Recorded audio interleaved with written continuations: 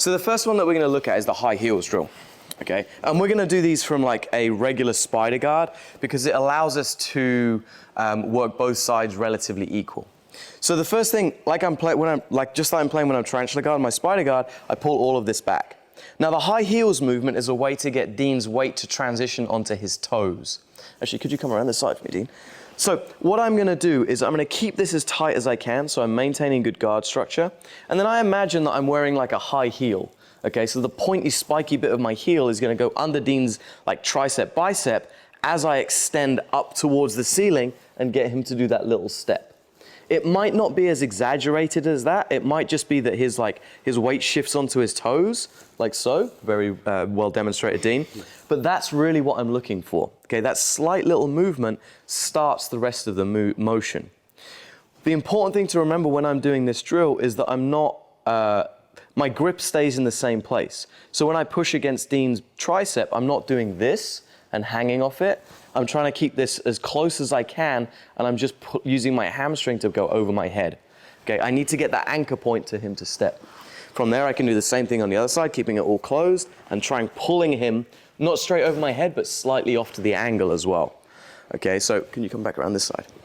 So what I'm not trying to do is go like directly up because I won't get that movement because Dean's too strong forwards, backwards, left and right. Okay, what I need to do is get Dean over to an angle, to a slight diagonal to get that step. Okay, same on the opposite side, I want to get that slight diagonal. So this is our basic movement. Okay, you can go left side, right side. You can also do both two together and force him to go up all the way over your head. Okay, so we can go 1, 2, and then both together. Okay, and the whole time I'm maintaining this knees pulled back, nice strong grips, and knees to my sides. The next drill is the monkey feet drill. Okay, so this is a way to get Dean to transition his weight to his heels. Okay, again, starting from this double spider guard position, what I'm going to try and do is use my foot to push down through Dean's bicep, almost like I'm trying to get him to sit on a chair. So I'm trying to get him to do this. This shifts the weight into Dean's heels backwards.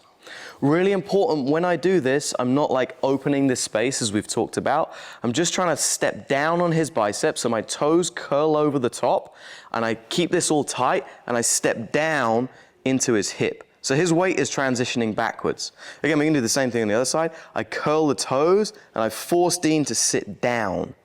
Okay, so when I'm imagining I'm doing this, just turn to the side for me, Dean.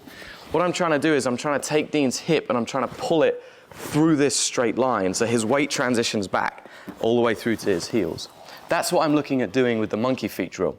And again, we can work it as, just come around this way. From here, I'm trying to go one side, the other side, and then I can do both if necessary.